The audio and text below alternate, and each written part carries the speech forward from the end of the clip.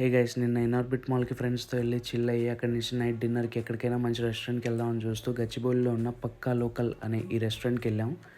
ఇక్కడ అంబియన్స్ చాలా క్లాసీగా ఉంది. థీమ్ వచ్చేసి యాక్టర్స్ థీమ్.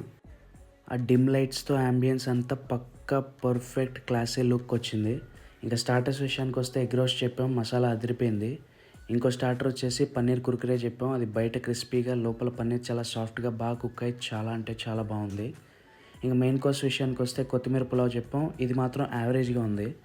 ఇంకా స్టార్ ఐటమ్ అంటే ఇదేమో శ్రీమంతుడు సాంబార్ రైస్ అంట. పైన జీడిపప్పుతో గార్నిష్ చేసి ఫుల్గా గీ వేసిన సాంబార్ రైస్ని తీసుకొచ్చాడు.